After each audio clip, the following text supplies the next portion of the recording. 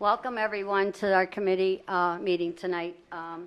It's November 4th, 2024, and before we get started with committee, we have three speakers tonight.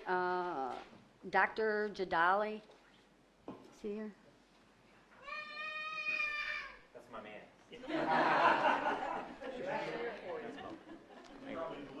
Huh? No, I wish I did. I didn't get a chance to. Hello, everyone. Thanks again. I'm going to keep it brief here. We have a couple other speakers, and I know everybody wants to get out with this nice weather. And I think there's an election going on tomorrow, from what I've heard. I just wanted to once again bring up the what I brought up for the last 3 or 4 months, which is the NECBA Remembrance and Educational Event, as well as the resolution commemorating the NECBA. We had I was fortunate enough 2 weeks ago to go to a Holocaust Remembrance and Anti-Semitism talk, and I actually learned quite a few things. You think you know it all, and you don't, and I learned a lot of new things. I was there with about 20 other people and at the Akron Public Library Auditorium, and I listened and I learned, and that's what we need to do. We have been asking for a similar type of program, and we went ahead and had a program ourselves, and we did it on our own without any support from the county or the city. And I think Councilman Ford actually attended, and we had over 240 people attend that event from different backgrounds. A very diverse group that wanted to learn more about it, and it's been viewed by thousands more as it was taped. The only difference between our program and the Holocaust and Anti-Semitism program was that one had the city and the county backing, and we did not. And I've been pleading with you guys. I think it's very important that the city backs our community. I know the Holocaust Remembrance program is an important thing for a lot of people within our community here. But the NECBA Remembrance is very important to our Palestinian American community. And if you think the hate does not exist out there, I think you probably heard some comments made at Madison Square Garden by a former mayor of New York City that talked about how we educate our kids at age 2 to kill Americans, and how nobody wants the Palestinians, not the Egyptians, not the Jordanians, and we shouldn't accept them here in this country. And I've heard that hate speech before. So if this doesn't tell you education is needed, I don't know what does. So you're going to hear from a couple other speakers, and we have a broad coalition. I don't want to keep bringing people here to speak. I'm a little tired. I thought this would have been done. I don't know why it takes so long to have something as simple as more education on the atrocity that happened to us. And the crimes against humanity that occurred in the 1940s that have continued to this day, and to let us to where we're at right now. I just showed Councilman D'Onofrio pictures of my parents' village being burned as we speak tonight. Enough is enough. Thank you very much. Thank you, Dr. Next is Audrey Tessa? It's Tessie. Tessie? Great, thank you for having me. Let's see if I can. Okay. So yes, as you said, my name is Audrey Tessie. I am currently a doctoral student in the Counseling Psychology program at University of Akron. So for the next couple of minutes, I wanted to share a few reasons as to why a resolution for Nakba Remembrance Day, along with an educational program dedicated to the remembrance of the 1948 Nakba, is essential, not only for understanding history, but also for fostering empathy and awareness in our communities. The Nakba in 1948, otherwise known as the catastrophe, marks the forced displacement of over 700,000 Palestinians, killing of tens of thousands of Palestinians, and an ethnic cleansing that persists to this day.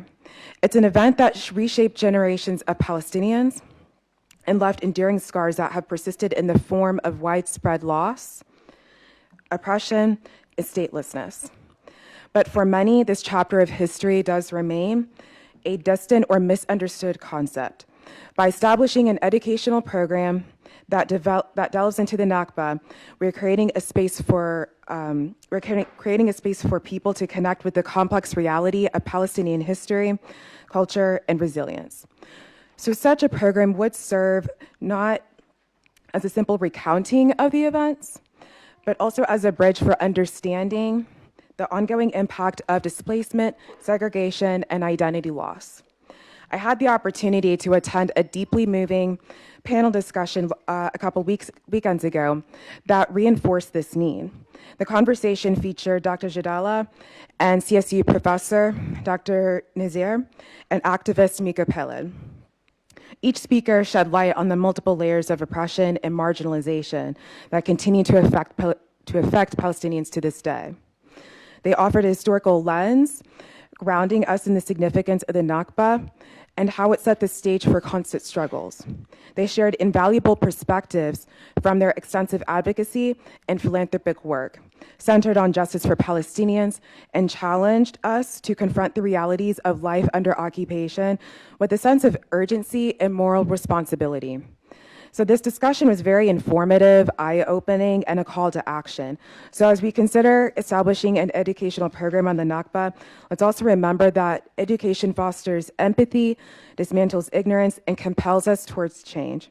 So through this, we can honor those impacted by the Nakba and stand in solidarity with everyone who seek dignity and justice. Thank you. Thank you, Audrey. Next, Mr. Mishra.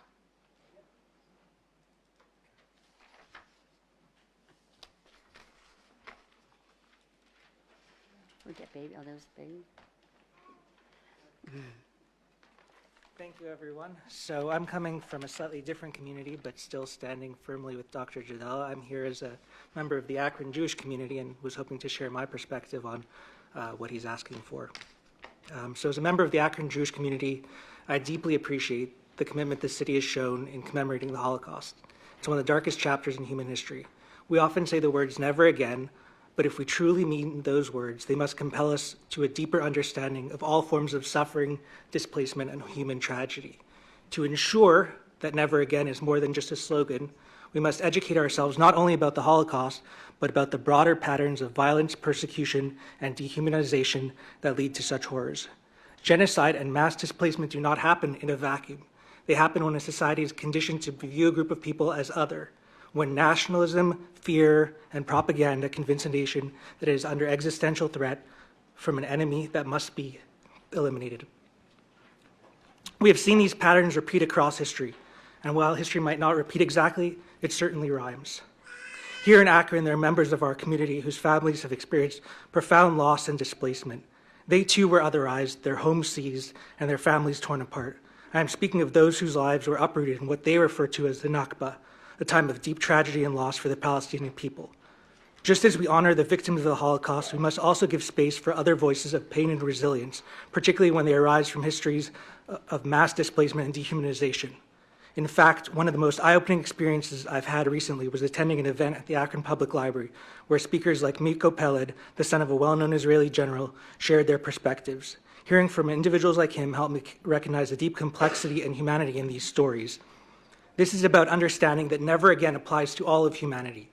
The choice before us is not just about recognizing one group's trauma over another's, but it's about whether we as a community stand with the oppressed no matter who they are, and whether we recognize the suffering of all people regardless of their nationality or faith. By choosing to commemorate the Nakba alongside the Holocaust, we affirm that Akron stands for human dignity, justice, and truth. We show that we're committed to learning the full history of human suffering and to preventing such atrocities from happening again. The choice is clear. We can honor the memory of the dead, give voice to the grieving, and demonstrate that never again truly means what it says, or we can close our eyes and stand with denial and indifference. I urge you, as representatives of this city, to make the right choice, one that upholds the values of empathy, justice, and humanity. Thank you. Thank you. Just a friendly reminder, after committee meetings tonight, we do have budget hearings. Thank you. Okay. With that, it is 4:39, and I'll call the Personnel Committee to order. First item on the agenda, we have a amended resolution, so if I can have somebody from committee make a motion to amend. Okay, I have a motion and a second. Okay, I have a motion and a second to amend 2024-283. It's an amended resolution approving the Human Resource Commission revision and reclassification of the sheriff cadet position from a classified non-bargaining category 2, grade 3 position to a classified non-bargaining category 2 grade 4 position due to the revisions made to the classification specification for the Executive Department of Human Resources and the sheriff declaring an emergency. Hello, Chip Klepper, Assistant Director of Executive Shapiro's Department of Human Resources. Back in 2022, we came before you to approve this classification and program, really, of our cadet program with the Sheriff's Office. Before I get into the specific part of this, I thought I would have Bill Holland come up and just give you a very quick update on how the program has gone, just so you're aware.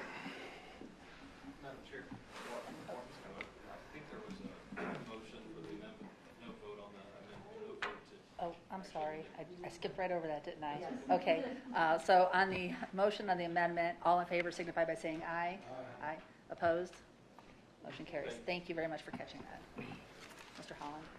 Good evening, everyone. Bill Holland from the Sheriff's Office. This has been a very successful program, in my opinion, since 2022. We've had over 60 people come through this program, and it's done a few things. First of all, if you go back 5-6 years ago, we were an open enrollment academy, and people would pay their way to go through an academy. So you had to have about $6,000 sitting around in 4 months where you didn't need to work. And then, you know, that was tough for some people. So we partnered with JFS, and that was certainly helpful, and we still continue to do that. But other departments started paying people, and then, you know, then it became a competition on vying for the same people that wanted to get into law enforcement. So by doing this, by paying people, it does a few things. Number one, it makes us competitive with other agencies. And the second thing it does is, because we're paying them to be there, we get a close eye on them and kind of monitor their progress throughout the academy and maintain contact with them. Because what I've noticed with recruits over the past several years, they speak to other agencies, they speak to people in other departments, and they're like, wow, that sure seems like a great place to work, or they make 5 cents more an hour. This way I see them on a regular basis, you know, keep them excited about working at the Sheriff's Office. They're able to, you know, earn pay while they're there and continue their life outside of training. So it's been very helpful. So we have for the spring, we already have 15 people signed up for the program. I don't know if they'll all pass the background, but hopefully so. And this will continue to kind of eat away at our deficit of deputies. But it's been very helpful. And Bill, just real quick, how many deputies are you guys currently down? I believe the number right now is 25. 25. All right, thank you. Yeah, it's been a very successful program for us. With regard to the classification, we reevaluated, we changed the minimum qualifications a little bit about the required time. We also added a little bit more language that is in the contract that the cadet will sign, where they agree that they will stay with us for 2 years. And if they don't, after they get certified, and if they don't, there's, you know, there will be some, they will have to reimburse us for some or all of that. We added a little bit more of that, and then evaluating the classification for pay, we determined that it was just a little bit lower than we thought it should be. And again, it also helps us keep the pay competitive to continue to have people apply. So we are asking to take it from a 2.3 to a 2.4. And just for reference, our Human Resource Commission approved this request, who we go to before you, approved it on September 19th. Thank you, Chip. Any questions from committee? Any? Kenny? So was there a reflection, is it already in place then? The pay, no, the classification is in place, the program's in place. I'm just asking to be able to increase the salary just a little bit. Okay. Thanks. Any other? Mr. Rogers? Question. Mm-hmm. Have you had people go through this program, and because the salaries were so high in other police departments, it was okay, they decided to move and they would reimburse? I will have to ask Bill that question. That's only happened one time, and it's not because the pay was so high. Not really sure what happened, but they went to another county and have been paying back the cost of the academy. So Pretty commensurate with pay scale. Yes. Mhm. Councilwoman Walters? Bill, don't sit down. Can you speak a little bit to the diversity of this recruit program along gender, race, and age lines for cultivating kind of new faces and folks in the department? Okay, well, I'll speak on the current class. We were in this current group, we've got 10 people coming to Summit County. Age-wise, we have someone in their 40s. We've got a couple 30-year-olds, plenty of people in their 20s. We've got in this group three out of 10 are females. 4 out of the 10 are African American. We have one Nepali. It's a pretty diverse group, and I just told them this today. They came in as complete strangers, and through whatever bonding that's happened over the course since July 29th, they've all become friends. They're all getting along. I hear stories. They're hanging outside of work, so that's good because they're going to work together for 40 years. Yeah. So they've already, I hope so anyway. But yeah, it's worked out very well, and they realize, especially some of the folks that have had other careers, they say, wow, when I was,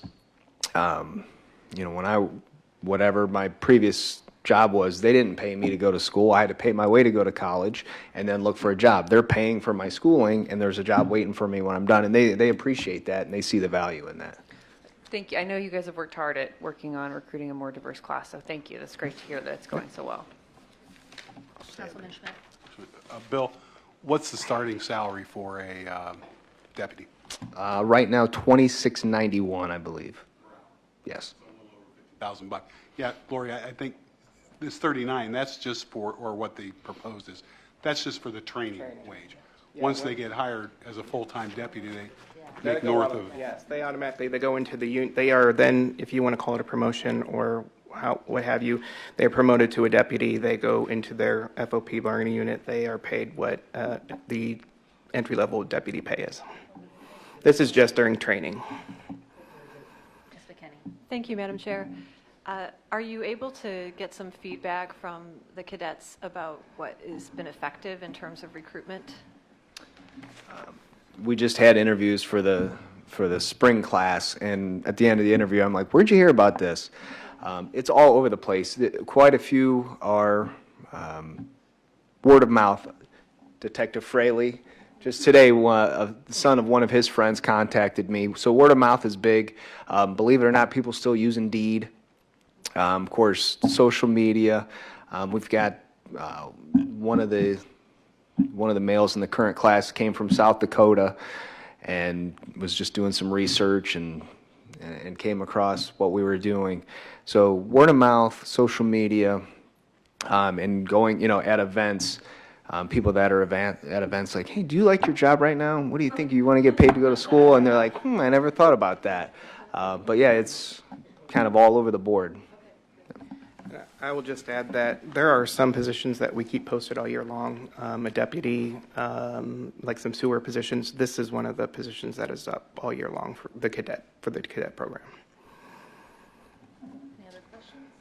I'll move, Madam Chair. All right, thank you very much. I have a motion from Councilman Schmidt on 2024-283. All in favor signify by saying aye. Aye. Any opposed? Item passes. Thank you very much.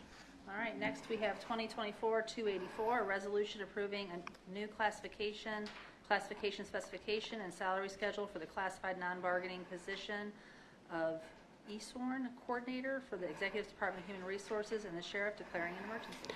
Chip Clipper, Assistant Director of HR. This position, we currently, while we'll still plan to use it, we have what's called a Jail Population Control Coordinator. That's more related to a different job. This here is just this side of a little bit different. We determined that we needed a different classification for it. ESORN, which stands for Electronic Sexual Offender Registry Network, it does the sex offender, but it also does arson offenders, violent offender. It's the classifications that are through the state registry network. So we decided that it was best to actually create a position around this work. So again, we took this to the Human Resource Commission, and they adopted it on September 19th as well. And Chip, is this comparable to the? It's in the same, it's the same pay and grade. So it's just, like I said, the job is just a little bit different. We decided that it would be the same pay as the jail population coordinator, but just the class spec is a little bit different. Okay, thank you. Any other questions from committee? Members of council? Can I get a motion? So moved. I have a motion from Councilman Ford on 2024-284. All in favor signify by saying aye. Aye. Opposed? Item passes. Thank you. Thank you. There's no other business before personnel. Committee will close. Public Works will come to order. The first ordinance we have to consider this evening is 2024-285, an ordinance amending section 339.12 of the codified ordinances entitled Bridge Weight Limits to place a load limit on the Yellow Creek Road Bridge over Yellow Creek and remove the load limits on the Revere Road Bridge over Revere Run, the Granger Road Bridge over Yellow Creek, the South Main Street Bridge over Nimisila Creek, the Pressler Road Bridge over the Tuscarawas River, and the Ira Road Bridge over the North Fork of Yellow Creek for the engineer and declaring an emergency. Thank you. Heidi Swindell, Summit County Engineers Office. Thanks to the bipartisan infrastructure law, we are now removing more load limits than we are putting on in this piece of legislation.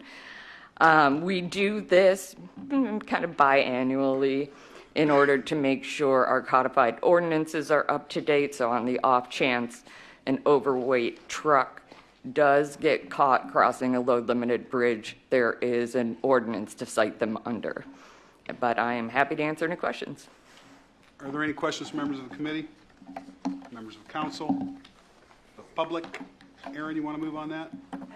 Aaron Dickinson moved on 2024-285. All in favor say aye. Aye. Opposed? The motion carries. 2024-286, a resolution confirming the award by the Board of Control of a construction contract with Mark Haynes Construction, Inc.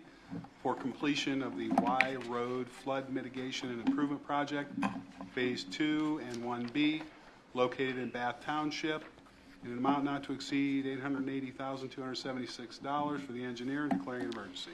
Thank you. This is the second phase of our Y Road Stormwater Management District work. It is being funded by the Ohio EMA, who get their funding from FEMA, and out of ARPA dollars as part of our SWMD project. We sent out 6 bid packages and we received 2 bids. Mark Haynes Construction out of Norwalk was the lowest bidder. We haven't had experience with them before, so we checked their references and called ODOT, and they did have a good recommendation, so we're comfortable with recommending awarding the bid to them. Happy to answer any questions. Questions from members of the committee? Members of council? The public? Mr. Wilhite, you want to move on that? Yes, Mr. Chairman. Mr. Wilhite moved on 2024-286. All in favor signify by saying aye. Aye. Opposed? Motion carries. Thank you. Thank you, Heidi. 2024-287, a resolution confirming the award by the Board of Control of a contract with Buckeye Pumps, Inc. as a sole source in an amount not to exceed $135,216 for the repair of 1 pump station number 30 and 2 pumps at pump station number 51 located in the city of Greene, and authorizing an increase the vendor purchase aggregate total for calendar year 2024 pursuant to section 177.13 of the codified ordinances of the County of Summit for the Executive Department of Sanitary Sewer and declaring an emergency. Thank you, Chair. Michael Vinay, Executive Shapiro's Department of Sanitary Sewer Services. These 3 pumps serve our 2 largest pump stations in our system. They pump about 400,000 gallons per day. Obviously, we need to have these pumps in operating condition and also to serve as backups at these 2 stations. Buckeye Pumps is sole source on this, and we've done business with them for years. Happy to answer any questions. Questions, members of the committee, members of council, the public, and Mr. Vinay, every time you come before us to discuss pump station legislation, I ask you, how many pump stations do we have in Summit County? We have 115 large pump stations and 85 grinder pump stations. Wow. That's a, All right, all in favor signify by saying aye. Opposed? Did you move on that, Gloria? Okay, thanks. Okay. Once again, all in favor signify by saying aye. Opposed? Motion carries. Thank Thank you. you, Mike. Any other business to come before the Public Works Committee? And we are adjourned. Planning and Economic Development will open at 4:54. Our first piece tonight is 2024-288, a resolution authorizing the executive to advertise for bids for the parking lot improvement project at the Animal Control Facility located in the city of Akron and Council District 5 for an estimated total not to exceed $150,000 for the Executive's Department of Administrative Services, physical plans, and declaring an emergency. Mr. Clark. Thank you. Brian Clark with the Physical Plans Department. When we built the facility back in 2009, we tried a new product on the parking lot. It was a pervious concrete. It allows rainwater to flow through it. Did not last as long as regular asphalt. It's falling apart, so we would like to take out the pervious concrete and put in asphalt, just a repair project. Any questions from members of the committee? Council? Ms. Hyam, would you like to move on this? I have a motion on 2024-288. All those in favor, please signify by saying aye. Aye. Any opposed? The ayes have it. Thank you. Thanks, Brian. 2024-290, a resolution declaring November 30th, 2024 a Small Business Saturday in Summit County, encouraging the residents of Summit County to support our small businesses for the executive and council and declaring an emergency. Good evening, Madam Chair. Thank you. My name is Shannon Sigfirth. I'm President and CEO of Akron Better Business Bureau, and I'm here tonight to highlight the vital role small businesses play in our local economies. These enterprises are they're not just the backbone of our communities. They are the lifeblood that fuels growth, innovation, and resilience.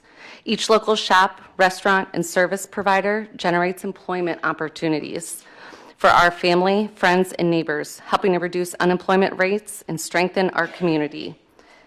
So I urge you to commit to supporting our local small businesses, whether it's shopping local, dining in your neighborhood restaurants, or simply spreading the word about their services. Every action counts. By doing so, we not only strengthen our economy, but also nurture the community spirit that makes us our neighborhoods. Remember, when we invest in small businesses, we invest in our communities, our friends, and our future. Thank you. Great, thank you so much. Would council as a whole like to go on? Great, Yes. thanks, Monique. Thank you very much. Any other questions? Do I have a motion? I'll move. I have a motion from Councilwoman Hyam on 2024-290. All those in favor, please signify by saying aye. Aye. Any opposed? The ayes have it. Planning and Economic Development will close at 4:57.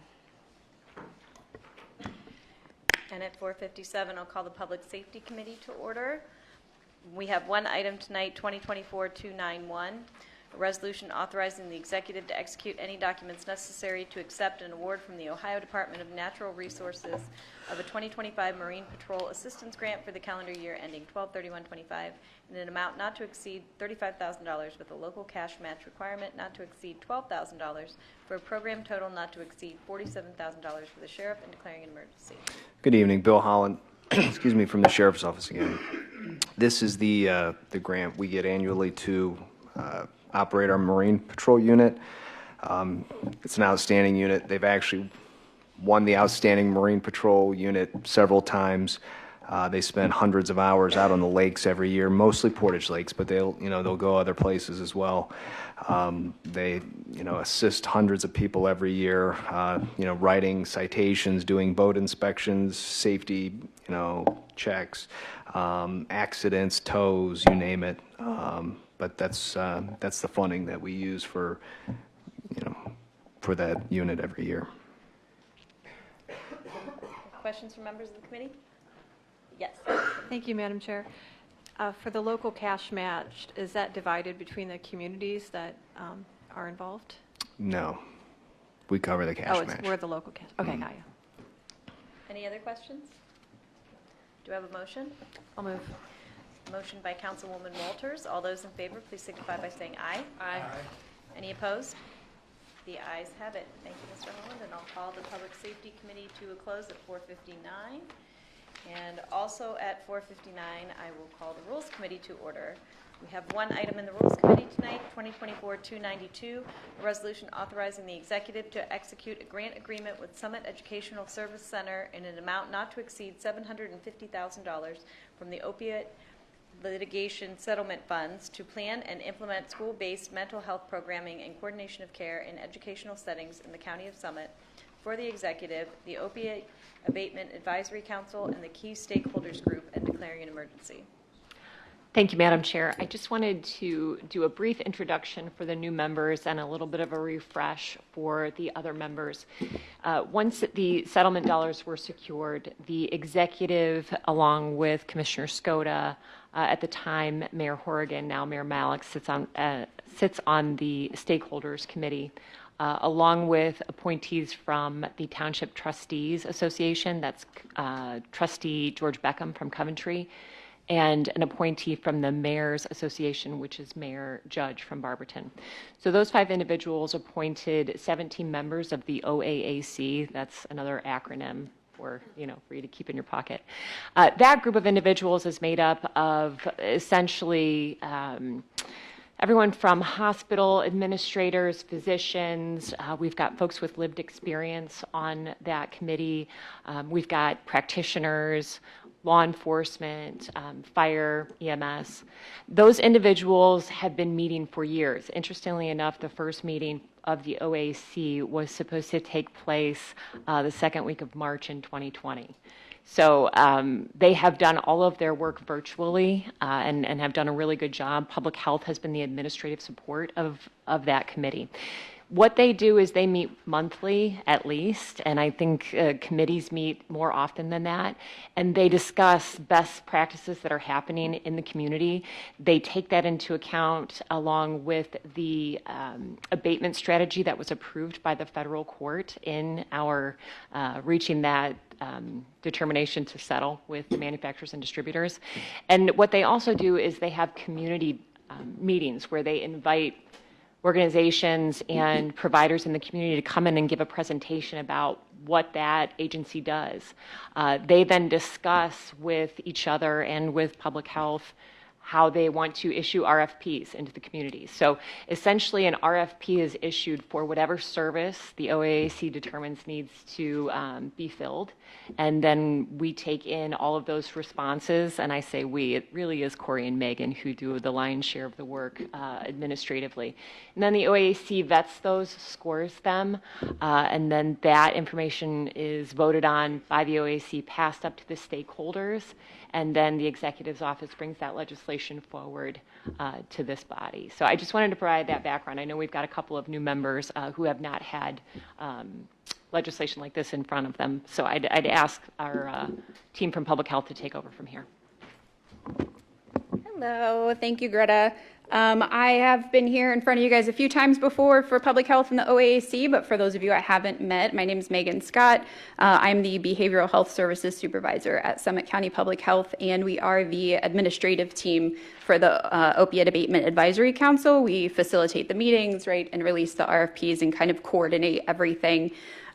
So one of the pillars since the beginning, since the plan was approved, was prevention. You may know we've addressed a lot of harm reduction and a lot of clinical care. Prevention, though, usually does start a lot of the times in the school system. So over the course of the last couple of years, we've kept our eyes open at new research, new evidence bases that have worked in different school systems.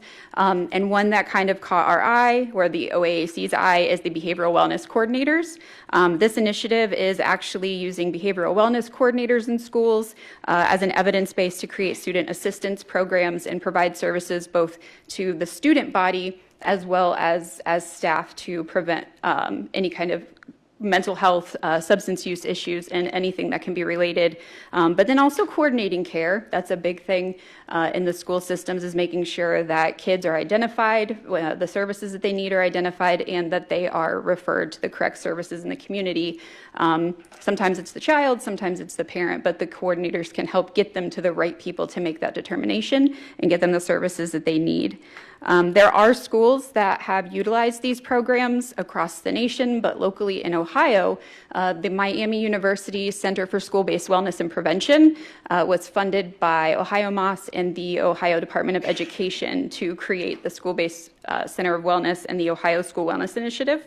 So that's what this RFP was written based off of, to provide those school behavioral health wellness coordinators and coordinate with different schools and what they need so that it can be unique to each school district as necessary.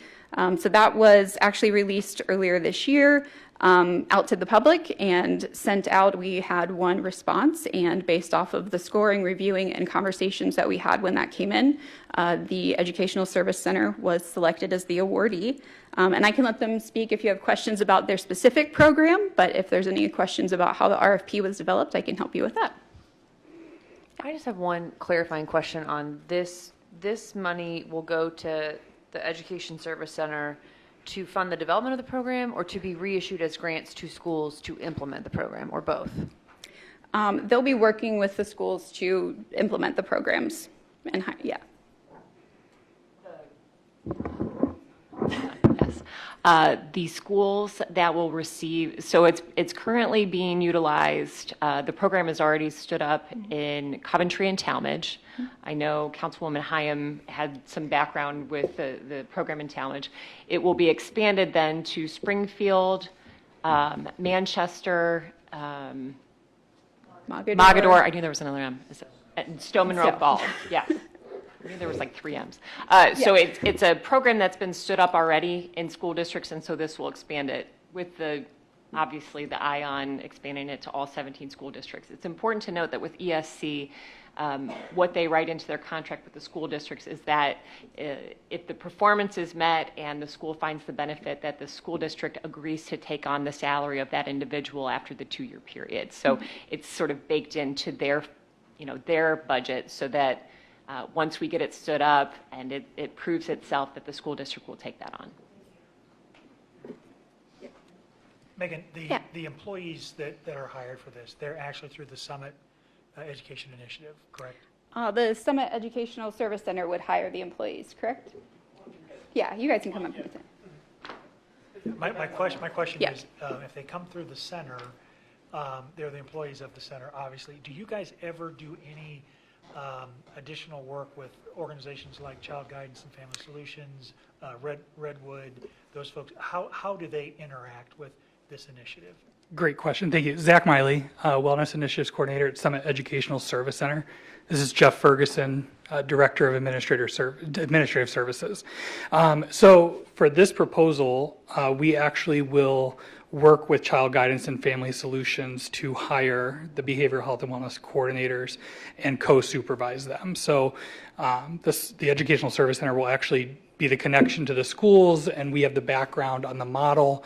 And then for staffing purposes, we will collaborate with Child Guidance and Family Solutions to hire those folks, recruit and hire those folks, because they have the expertise kind of in the behavioral health workforce sector. And we currently do that at Talmadge with Red Oak. So we have that kind of history of working that model, as opposed to trying to hire those people directly through the ESC, which when folks are looking to work in the behavioral health sector, they're not necessarily looking for a job in the ESC. They're familiar with a Red Oak or a Child Guidance. A follow-up question. So we get the folks identified, they're in the schools working. I think I heard Greta say that the schools would then look to hire that person to keep the program going. So this is to get it started, but there's a strong chance that this can be sustained. It's not a one and done, because this is really great and it's very much needed. So as long as there can be a sustainability piece to this, that's good. Right. So we have a model. The Educational Service Center, the way that ESCs work is school districts actually purchase services. We have a service plan model where they can purchase services through us. They can use money from the state that we hold at the ESC. And so what we can do is we can actually put this service on their service plan, where we could coordinate the contract with Child Guidance, and they could use those service plan dollars, which makes it a more sustainable model than having to hire that employee as an employee, which makes it, when it comes to cost of benefits and things like that. So that's what makes the model more sustainable for them and keeps costs low. Just one other the districts always also have, when we say they're going to hire them at the end, they also have the option to have them in the bargaining unit.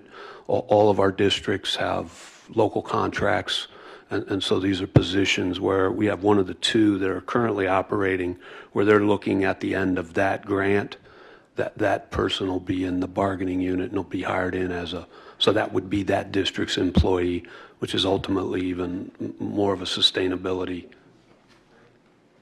Ms. Rogers? So to understand or repeat, you're not taking someone necessarily from that school system and utilizing them. You are bringing in specialists and placing them in the system. Correct, yeah. This would be a person that specifically has background in training or the ability to do this. And I say that in Coventry, they had a person in the district that had the training that they felt like would be really good for this position. So they moved that person over and then they backfilled the position that was left empty. But in this situation, we would be looking, the person needs to be qualified is the bottom line. Yeah, I think it's good to bring in new eyes, Mhm. new understandings, new systems. Instead We of agree. using the people already in place who've been there for a long period of time. Thank you. Thank you. And I will just mention that I did talk to some of my contacts because I saw Talmadge City Schools was one of the pilot programs, and talked to some of my contacts there, and they love the program. They're in the second year of the grant. They have intention of continuing it. And just it's a holistic approach to students. And the part that I loved as I filtered through the conversation is also the resources for parents. Because again, we can provide all these resources for the students, but if the home life is still struggling, you can't expect those students to make those changes and to provide those supports. So it's really a holistic approach for the whole family. Yes, Ms. Zucchini? Thank you. Thank you for your work on this, and especially with underage, students or people. Is there good communication that's built in that is ongoing between the providers and the school systems and parents, and that would include the details of services and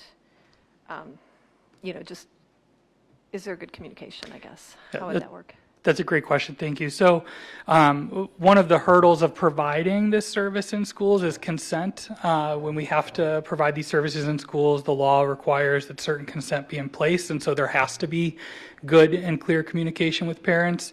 And so we have been working on that in Coventry and Talmadge. And that's been kind of one of the things that we've been refining is how do we increase success through consent and making sure that parents see the value in the services and don't just see this as like another thing we're just trying to do with their child. And so through that, we develop really clear communication about what this program is and how it's a benefit to the family and the child. And to do that, we have to have regular ongoing communication. The family is a part of the student assistance team, so we include them in that process.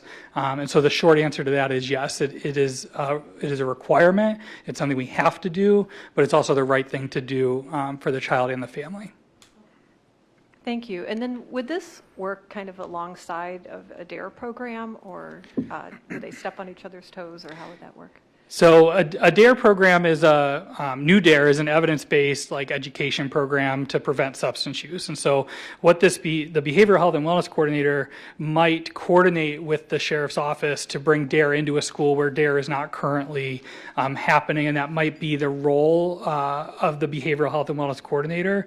One of the things that happened at Coventry and Talmadge is in addition to identifying these at-risk students and working them through the student assistance team, they're also looking at what we call Tier 1 needs, which is a school-wide need for education, or what is the data support we need to do for the whole school. And that's typically prevention education. And what they were able to do, the data from the first year, is they actually brought in about $102,000 worth of community resources and education that the school wouldn't have otherwise accessed. And those are things like DARE, working with CHC addiction services, or those other community services through coordination of services. So it goes together, but that person's not providing that direct service. Okay, thank you. And I'd like to go on as a co-sponsor, please. Yes, Chris, you say you were in the second year at Talmadge. What kind of successes are you seeing? I can't speak specifically to the successes, and I didn't have statistical data, but from what I understand from the school system is that they're having good response, they're having good participation, they're seeing positive results from the program. And can you answer that question? I can. So we primarily were looking at, we kind of set some goals that aligned with what the statewide goals were with these programs, which was primarily chronic absenteeism, discipline around substance use, and out-of-school suspensions. At both Coventry and Talmadge, we saw a reduction in all three in just 1 year. And then in addition, I mentioned that kind of return on investment of the $102,000. We were able to quantify those services. And that is in line with the state where these programs elsewhere in Ohio did an evaluation last year and saw those same results. So we believe we're duplicating the outcomes that the rest of the state is seeing with regard to those things. Number of students involved, say at Talmadge, and the percentage of success, or at least moving in the right direction? Sure. So I can tell you, like at Coventry Middle School, we saw a decrease in chronic absenteeism from 35 to like 27%. I'm working on bar graphs, so bear with me.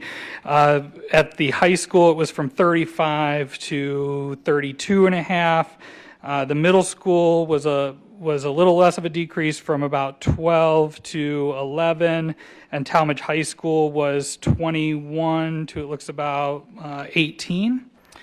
Out-of-school suspensions were a big improvement. There was a big focus at Coventry Middle School. They went from 160 out-of-school suspensions in 22-23, where they didn't have a coordinator. In 23-24, they were down to about 81, so they cut it about in half of out-of-school suspensions.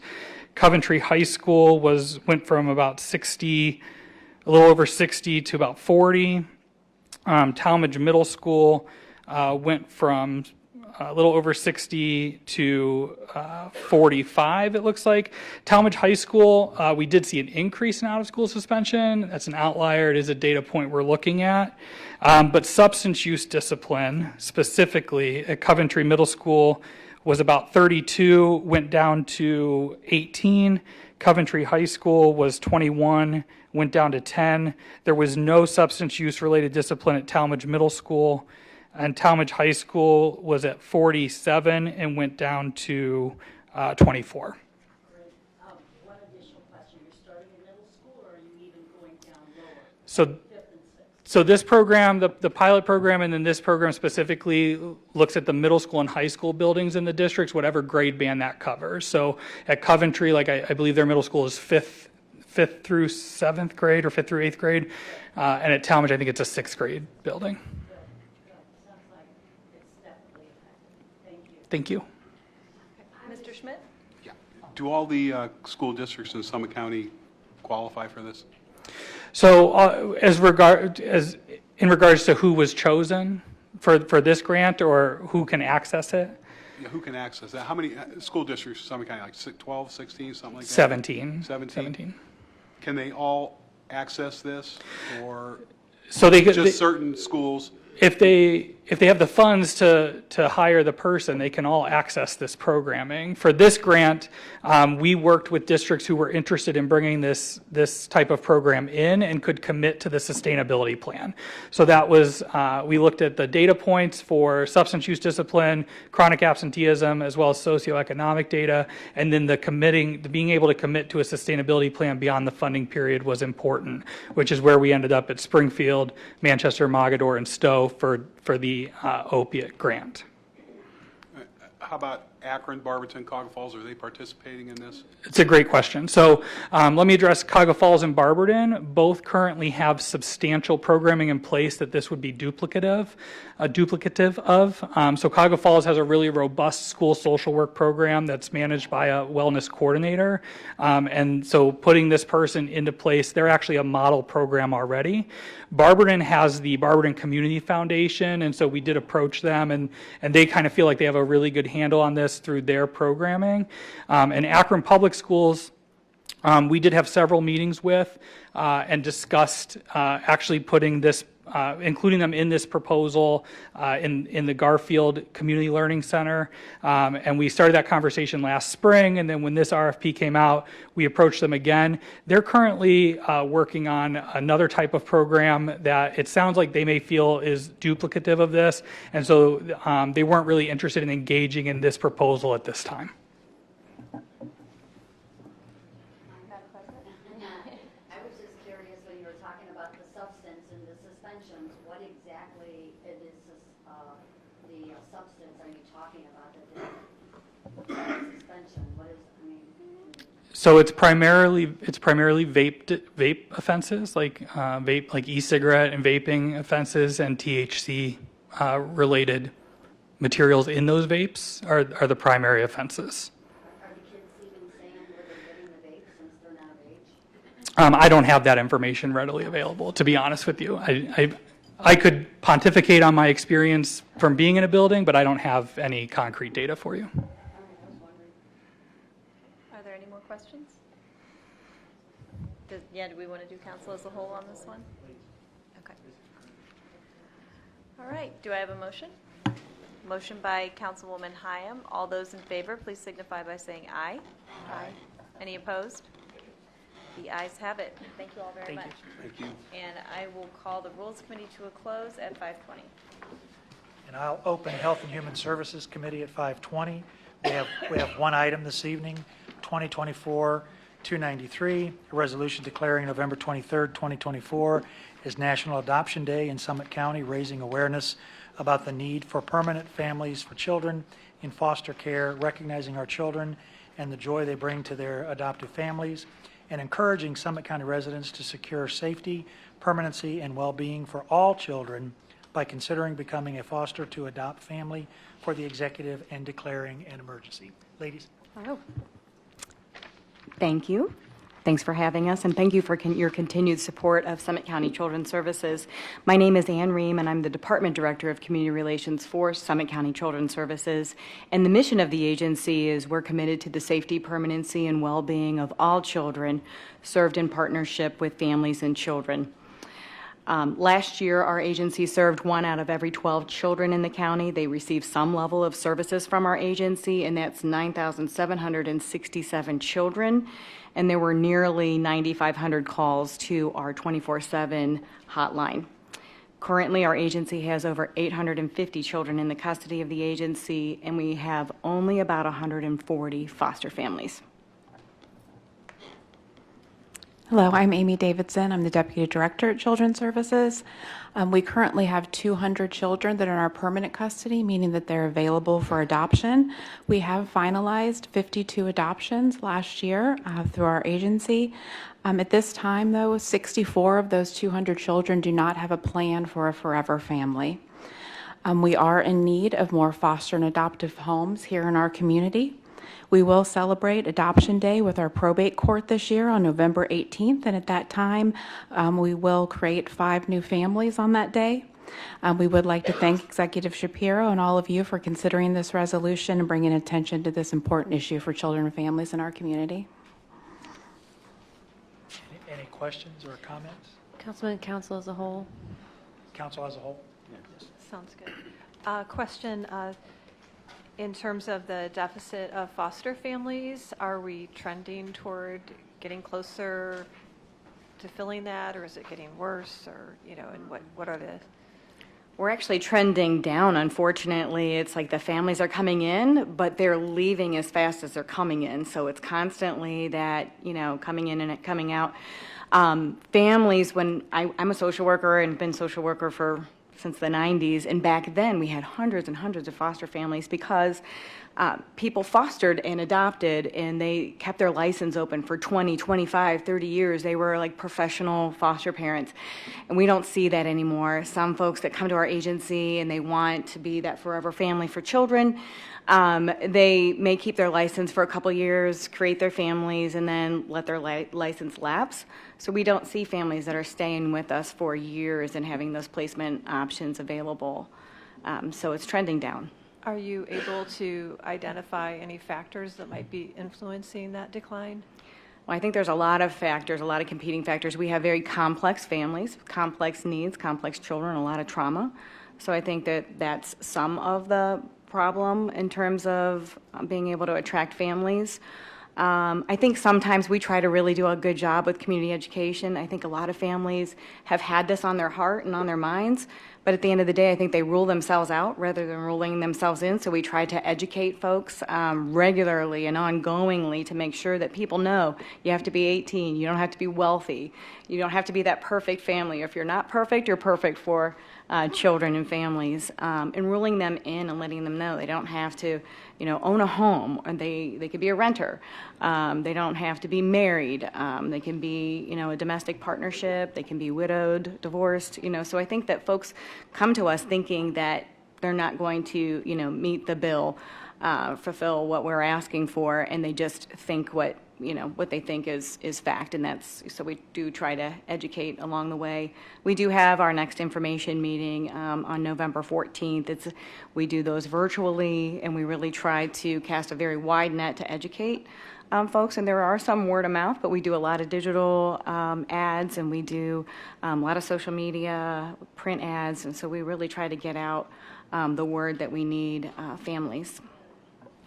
And when a family lets their license lapse, if they have children with them when that license lapses, what happens to the children?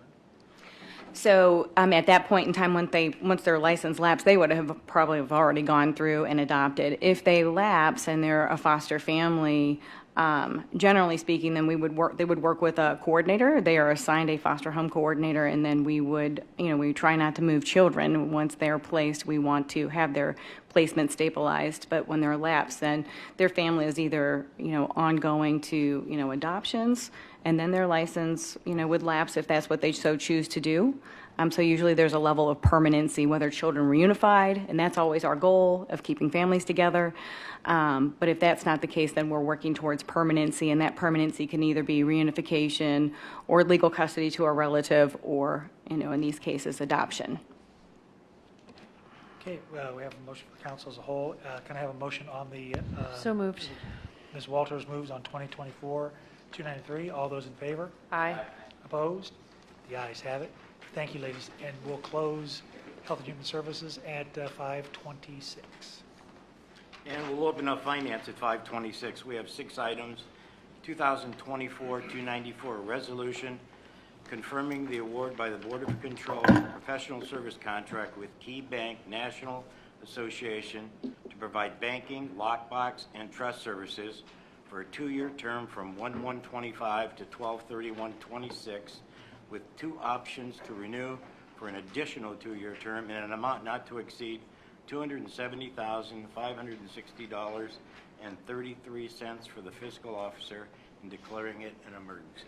Hi, I'm Jackie Samsel with the Summit County Fiscal Office, and it was time for us to send this banking proposal out to bid. We sent it out to 4 banks, 3 responded. Paramount to our banking relationship is someone that will accept our payments, our taxpayer payments in the bank when they have to pay their real estate taxes. So we were pleased that KeyBank has agreed to continue to accept our payments, and in addition to that, they were also significantly the most cost competitive. Committee questions? Council questions? Can I get a motion? Mr. Wilhite moves on 2024-294. All in favor? Aye. Opposed?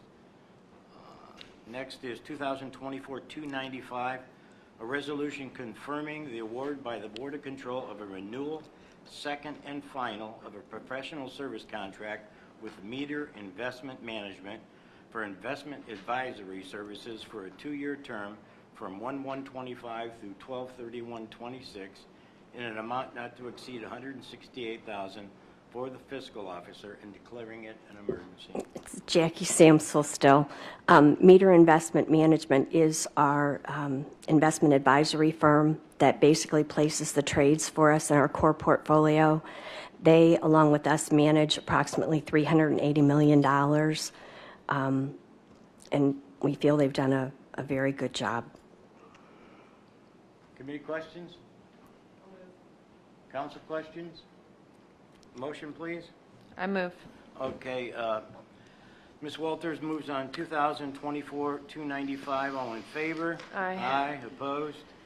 2024-296, a resolution confirming the award by the Board of Control of a professional service contract with Official Payments, ACI Payments, Inc., as best practical source for merchant services and bank card processing for the fiscal office, the sheriff's office, animal control, building standards, and the Summit County Combined Health District, DBA, Summit County Public Health, for a 5-year term at no cost to the county for the executive, fiscal officer, and Summit County Public Health, and declaring it an emergency. Official Payments allows our taxpayers as well as just our constituents the opportunity to use a credit card as opposed to a check or money order. And they provide this service at no cost to us. So it's a standard charge to the person using the service. Okay, no questions? Okay, is that Ms. Walters? No, it's Gloria. Ms. Rogers moves on 2024-296. All in favor? Aye. Aye. Opposed? Okay, 2024-297, a resolution confirming the award by the Board of Control of a professional service contract with Advice X Technologies, LLC, as best practical source for network as a service for Aruba Access Point with Advice X for a 60-month term in a monthly amount not to exceed $4,260.72 for a total amount not to exceed $254,443.20 for the Office of Information Technology, and declaring it an emergency. Stephen Byrne, Office of Information Technology. So this is essentially a program to replace all 265 of our access points across all the buildings. So it also allows us to have a central management platform to manage all the devices. This will be, this is roughly a little bit, $10,000 more than what we currently paid, but again, we're taking essentially all the access points and upgrading them and putting them to the latest and greatest, and we're going to save a good chunk of money by doing so. Committee questions? I'll move. Go ahead. I'll move. Oh, Ms. Walters moves on 2024-297. All in favor? Aye. Opposed? 2024-298, a resolution confirming the award by the Board of Control of a professional service contract with MNJ Technologies Direct, Inc.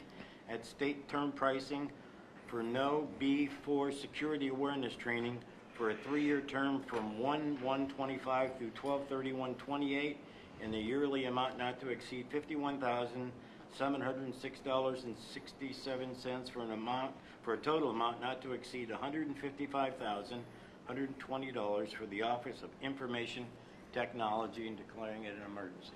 Stephen Byrne again. This is, just as the description, this is for our security awareness training. This also provides us on the back end the ability for user-reported alerts, the diagnostic tools for anything that anybody sees come through on the email, and essentially be able to quarantine that and review that. This is a 3-year term, as we said. It's about $3,000 more, 6% increase from last year, right in that range where we're okay with, but we were able to lock it in for all 3 years at the same price. Questions? No. Ms. Rogers moves on 2024-298. All in favor? Aye. Opposed? Next item, last item, is 2024-299, a resolution confirming the award by the Board of Control of a professional service contract with Dell, Inc. at state term pricing for Microsoft Select Plus perpetual licensing for a 1-year term from 10/1/24 through 9/30/25 in an amount not to exceed $103,633.28 for the Office of Information Technology, and declaring it an emergency. Stephen Byrne again. So this is all of our required Microsoft licensing. This includes the whole gamut from all your database licensing, server licensing, user CALs, client access licensing is what that is, VDI, all the licensing that we use across the board on the Microsoft platform. Questions? Where's my glasses Ms. Hyan moves on 2024-299. All in favor? Aye. Aye. Opposed? Thanks. By the way, you guys do a great job down there. Thanks. We'll close out finance at 5:34.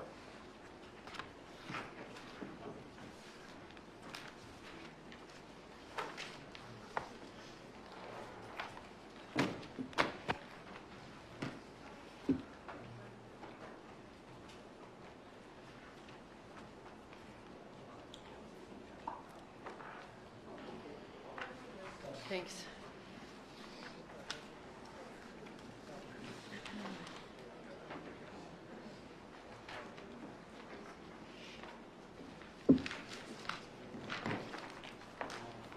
Okay, we'll open up the budget hearings. First up is Human Resource Commission. Janice Corbin, please. Hi, Janice. Hello, Janice Corbin with the Human Resource Commission. We are submitting our budget with no changes from 2024, no increases, but I can answer any questions. Council questions? It's pretty easy, Janice. Every year My it's the budget's like same. that way when I was here. Okay, that's it, I guess. That deserves a round of applause. I'm here. Every year it's the same. All right, thank you. Next up, Common Pleas Court, Judge Allison McCarty and Ken Tellis. Thanks for coming, Judge.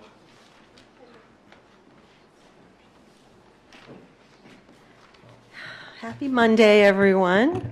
I'm Judge Allison McCarty. I believe I know most of you. It's my pleasure to be here serving as the administrative judge this year for the Common Pleas Court General Division. We have 10 judges, as you all know, and about 175 employees. I would like to briefly, and I can talk very fast, highlight the important work of our court. We are always continuing to work hard to move the cases through the system in a fair way. And that's not easy. The trends kind of go up and down, but at this point, this year, we're about up 14% cases over where we were last year at this time. So we do have the benefit of some grants to help us kind of still climb out of what happened during COVID with some backlog. The Supreme Court's given us an Office of Backlog Reduction grant where it deals with overage civil cases, and we have several lawyers, a former judge, and also well-known lawyers that are mediators helping us in trying to get those older cases that are very difficult to resolve short of trial. We also had our second settlement week in a row this year. It used to be an annual thing at the court where it used to be in June, and we would take a week off from all the criminal matters and all other trials, and we would just invite lawyers to come in to volunteer as mediators, and the judges would assign cases from their docket to come in, and those lawyers would work out and try to mediate those cases, and it would last all week long. Judge Mary Margaret Rollins is the one who spearheaded the renewal of it last year, and it was very successful. And so we did that again this year, and I believe it was also very successful. We also participated in the Fugitive Safe Surrender program with our numerous community partners to try to bring some people in that had had outstanding warrants. Some of them were from out of state. We had a lot of people show up, and a lot of the judges participated. It was held over at the House of the Lord. And it was actually a very well-run, well-executed program, and it really helped a lot of people try to turn their lives around and move forward. We did recently receive a grant from the Akron Bar Foundation to help us spruce up our jury room, which is, well, it kind of looks the same as it was probably when I started there 16 years ago, and not too different from when I was a lawyer there. So we added some more interesting tables with charging stations and things. You know, there's a lot of complaints about how bad our Wi-Fi is in our very old courthouse, and we don't have things like charging stations. So we were grateful to the bar to help us try to appease our jurors who often come in and wait for quite a bit of time before they get called up to court. We also just sponsored an art contest. This is also in coordination with some of the money that the Bar Foundation gave us. We sent out We sent out an announcement to local area high schools asking them if they would like to, sort of in celebration of our 250th anniversary of, what is it, the United States of America in 2026. Anyway, in working toward that, we asked them to develop some art and send it to us on the issue of the importance of jury duty. We got some really wonderful submissions, and we just announced our winners last week. And there were a lot of really beautiful artwork that we're going to display some of it in the jury room for the citizens to come in and see. Also, we expanded our jury pool, and I know Aaron and Veronica Sims were involved in that. I have noticed quite a few more first-time jurors coming into the court who have never served before, and I'm sure that's in part because we expanded it beyond voter registration to also those who have valid driver's licenses in the state of Ohio. We remain a very innovative and progressive court. We have many specialty dockets. All of the judges work hard on these dockets. We have so many of them, it really involves almost every judge on the court. We have Hope Court, which Judge Allison Breaux presides over for those that have certain mental illness-related issues. We have Valor Court, which Judge Susan Baker Ross presides over for those that are involved as honorably discharged veterans who have struggles within the legal system. We have the Turning Point Program, which Judge Joy Malik Oldfield presides over, which used to be called the Drug Court, but it's for people that have challenges related to substance use. We have the SCORE program, which is Judge Kelly McLaughlin presides over that. And that's dealing with higher risk offenders that are being kept on probation, but it provides for very intensive probation monitoring, trying to keep people from being sent to prison. We have the Domestic Violence Intervention Court, which Judge Catherine Michaels presides over, and that's targeting people that are involved in familial violence. And so they have a very specialized counseling and classes and things that they take there related to those issues. And then we have three of us that handle the reentry court program, myself, Judge Rowlands, Judge Tammy O'Brien, and Judge Croce. And those are, no, I'm sorry, not Judge Croce, Tammy O'Brien, Judge Rowlands, oh, and me, I'm sorry. I'm the other one. And those are for people that have been sent to prison, but we let them out early, but we monitor them extremely closely, and we are hoping they would be higher risk offenders who would not normally be released early. So it is sort of a cost savings analysis there. But we monitor them very closely. They have meetings regularly with the judges, and it's to help them transition into a safe and productive lifestyle. Sometimes transitioning out of prison can be very difficult. So our challenges are the caseload. Our challenges are also that it's it can be very stressful work for our employees in particular. You're dealing with people in crisis, and while most people are very respectful when they're in front of the judge, they're not always so easy to deal with when they're dealing with the probation officers and the other staff and things like that. So it can be very stressful for our employees. We try to encourage them and to be mindful and to take care of themselves also. We do have staffing issues. I'm sure you've all experienced that. We have had struggles with that. I want to thank Phil and Brian for helping us over the past couple of years to make some of our pay gaps to fix those so that we could be more competitive and actually attract employees who would actually apply to work for us. It has helped, and so I am thankful for that also. And then finally, I do want to tell you, if you're not aware, it's with sadness and gratitude I inform you that our longtime court administrator, Bob Gaynor, is retiring. There he is back there. After 30 years with the county. And if anyone ever describes to you someone and says it's like the nicest guy you'll ever meet, no, it's Bob Gaynor. It's really true. So we want to thank him so much for his service. His last day working is Friday, but he's going to be pulling his vacation time through the end of the year. So we are going to have a little to-do for him on Friday at 11:30 over at the courthouse in the visiting judge's courtroom. And any of you that are interested are happy to come by and wish him well. But we wanted to formally recognize him today also and thank him for his service. I don't know if anybody has any questions, but that's my spiel. Questions, council? Go ahead. Lawyer, go ahead. Judge, noted in some of these different categories, significant changes in adjusted budget from, say, like 23 to 24. Is that the same thing, though, where the carryovers? No, that's been adjusted for. Okay, like in court probation services from 227,023 to 603,024. All right, that's when you call Ken Tellis up. That's an accounting thing. And then legal research from 6,023 to 414,000 in 24.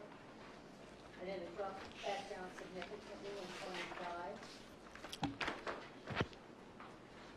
Hi, Ken Tellis. Legal research, we had a capital expense this year in moving to Office 365. So that was a big one-time expense. Actually, it'll be recurring, but it was budgeted as a capital. So, yeah, sure. So that is the difference in the legal research. Was a larger cost anticipated in 24 than what would be in future years. What was the Probation.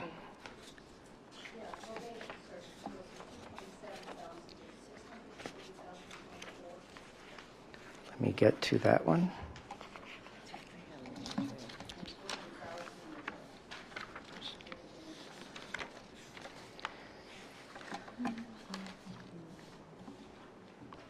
Oh. So the Probation Services Fund is funded by fees that the probationers pay. Depending on what general fund dollars are available, we allocate to the special, or the probation services fees, what's not covered. So for instance, we may have a big cost for drug testing that may not be the same in subsequent years. So the 25 budget is projecting what we anticipate spending. You will have legislation coming before you at the next meeting, which is a new drug testing contract that will have some additional costs paid from that fund. So that would accommodate part of that. We will also have some capital expenditures for vehicles that we've kind of deferred those expenses. So those are anticipated costs. We didn't incur in 24, but likely going to be in 25. Those are the numbers off the top of my head. So the clients pay for some of these probation costs? The clients pay a monthly probation fee of, I believe it's $20 a month. That is collected for all the time that they're on probation, to the extent that the costs aren't waived. Sometimes costs are waived by the court, but that is basically a fund that accumulates. It's not necessarily expended entirely annually. So this increases testing and transportation, is what you're saying? That is,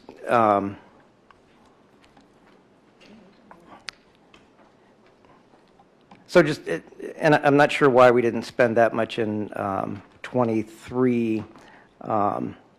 We haven't spent that much in 24 either, so, but I know vehicles, we had planned on replacing some in 23, 24. We're getting ready in probation to resume doing field visits. So looking at where we're going to be in subsequent years, we're going to have to replace some vehicles that are getting older, so that's going to be a big chunk.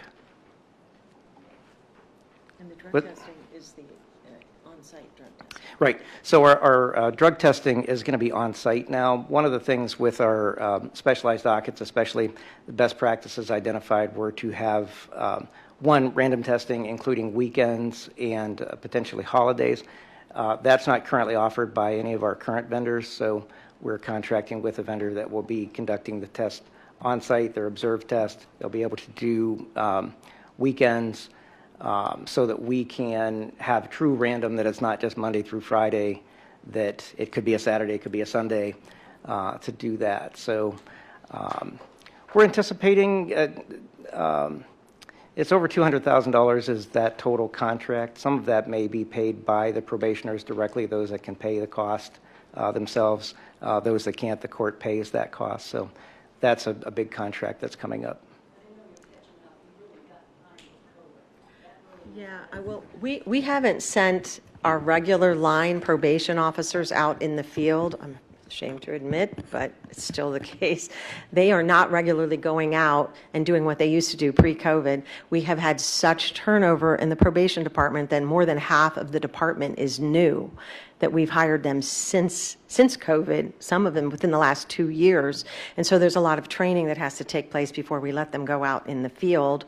They haven't completed all that training. The sheriff is working with us to do that in stages out at the training facility in Greene, but they haven't completed all of that.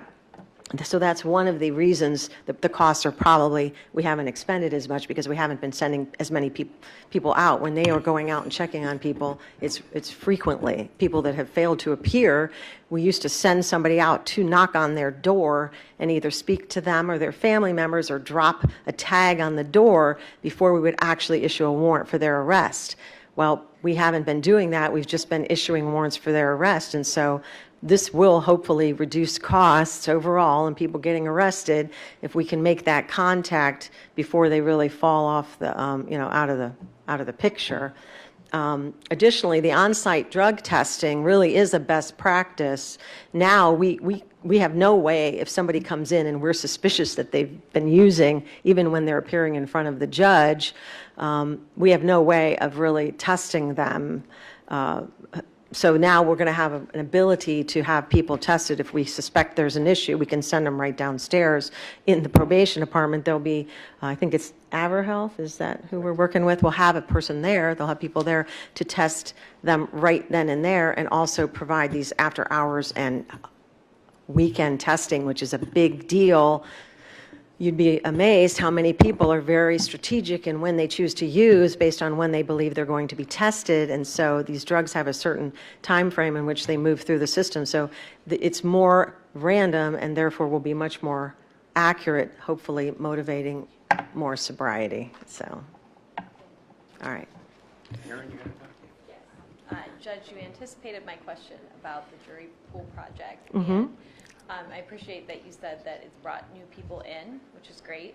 I was just wondering if you have any feedback on whether it accomplished our goal of diversifying the jury pool, or if we have any data on that at all. Well, we talked about that before we came here because that was part of the goal in doing it. And we discussed it today, actually, and I said, we have jurors fill out questionnaires before they come in. Some of them do it online, but a lot of them mail it in.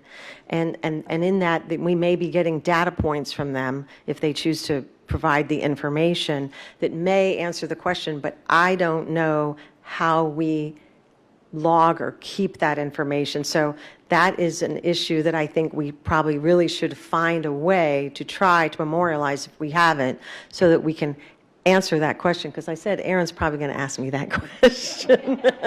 And I know there's new jurors, a lot of new jurors, first-time jurors.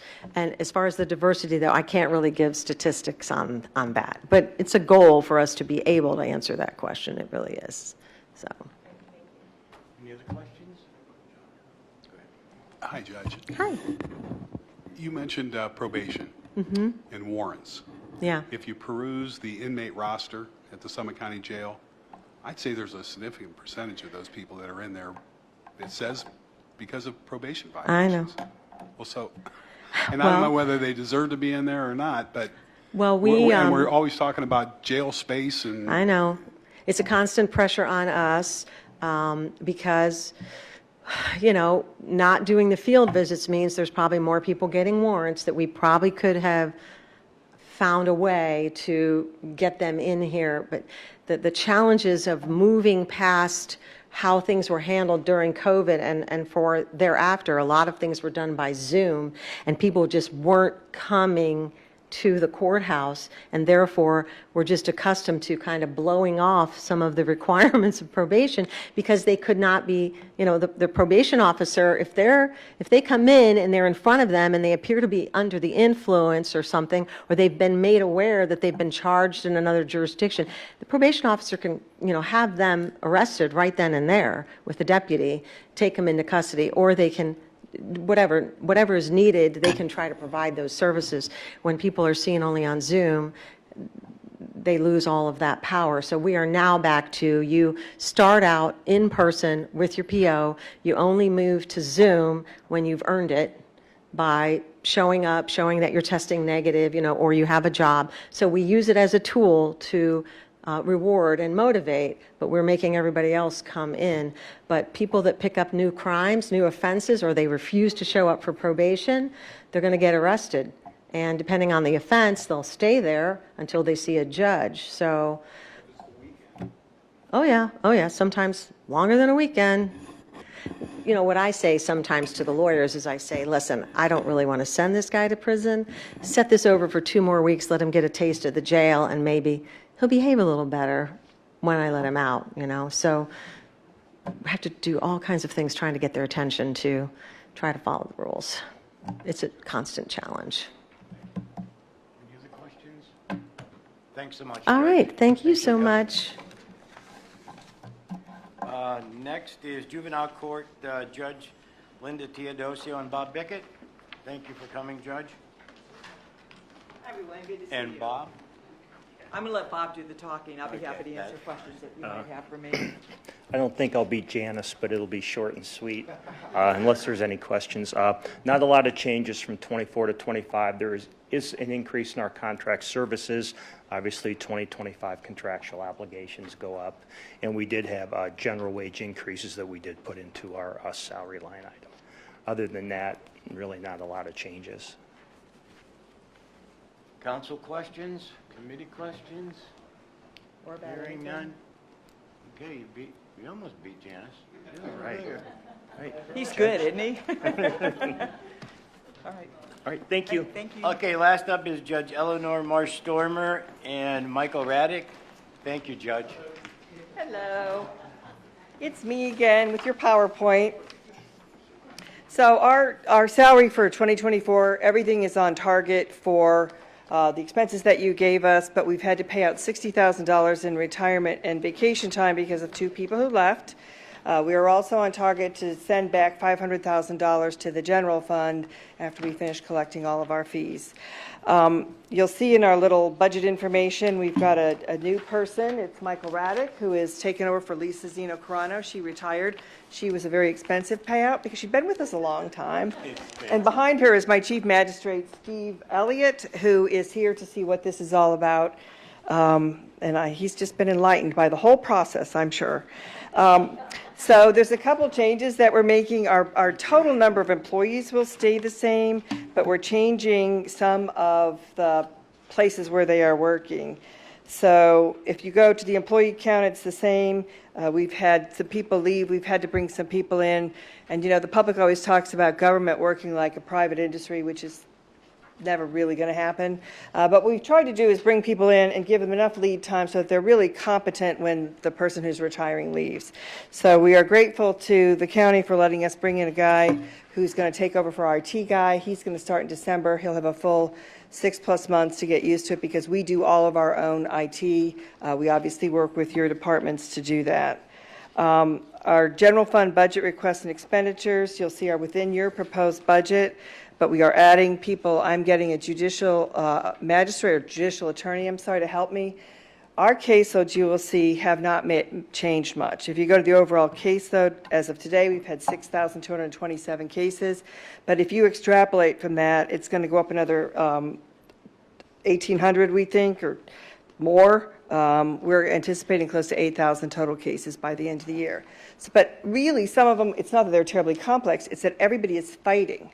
I don't know if you're hearing this from other people who appear before you, but people are fighting. I've got more objections. I probably have 3 of them right now. Joe Cation is not one of them, I'm happy to tell you. There's nothing pending with Joe, because I'd have to disclose that. But We're starting to have long jury trials because people are arguing. I just used our special projects fund to pay for $10,000 for a court reporter to zoom in because the court reporters in general division were all occupied. So we try to save the general budget when we can, but it is just becoming more and more contentious. So we are grateful that we're still within the budget, but we've been given the go-ahead to go ahead and hire someone to assist us with the research because the magistrates are busy. On the magistrate issue, I don't know if many of you know George Wirtz or have met George Wirtz, but he's been with the court with 4 different judges. I'm the last of his judges. He is retiring this year at the end of the year, and he's been working with us half-time, but you can't replace George with a half-time magistrate. He is what we call the Wirtzopedia. So we're going to be bringing in somebody to take his place, hopefully in January. It's going to take them a while till they become proficient. We're hopefully, by the time they get proficient, we may not need that judicial attorney anymore, and I won't be there. So that will be someone else's problem besides me. You heard about the adoptions from CSB. We've actually done 105 adoptions so far this year. We had another 5 come in today. There are people very willing to do this. It is not, but they're not just CSB people. We work with CSB whenever we can to save costs for them to appear before us. One of the things that they've discovered in some of the other counties is they're required to hire and pay a lawyer. We don't make them do that. So we try to work with them. We do the home studies for them. We try to keep their costs down. And we also work wherever we can with outreach to try to get people to agree to foster with the thought of that we would be, adopting, potentially they would be adopting in the future. So our IT guy's leaving. He's going to have about a $40,000 payout. We've got that in our budget. We think by people coming and going, we're going to be able to cover that with what you've been giving us. We have an additional $12,700 from you all to cover increasing costs for supplies and vendor contracts. I'm sure you've seen that with everybody who's appeared on a budget hearing. Our New Day Court continues to work very well. We currently have about 80 people in it. 40 have graduated this year. We're very happy about that. We continue to be visited by other judges in other states and other parts of Ohio. So we do have special projects funds, and I'm sure Phil is very aware of the special projects funds. We are going to be doing some capital improvements. We are not asking for you to pay that. We pay some of our employees using our computerization fund. We try to keep our hands off the general fund budget as much as we can. We buy our computer equipment with special projects when we can. We're trying to build up some of that money because unfortunately the computer systems continue to change. We just spent $80,000. I know, Liz, you've been working hard, haven't you? Yeah, I know. It's been a long day for all of you. I should just stop. We're doing a good job, I think, with what we have.